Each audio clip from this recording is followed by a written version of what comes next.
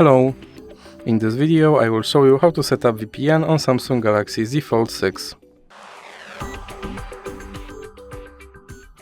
So you have to start by opening your Google Play Store, then click on search bar and type in Turbo VPN and click search. Now select this application and click install. Now you can click open and here click on agree and continue.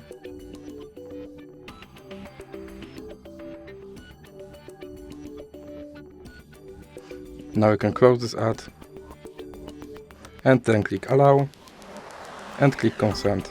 Then you can click on this button to start VPN and click OK.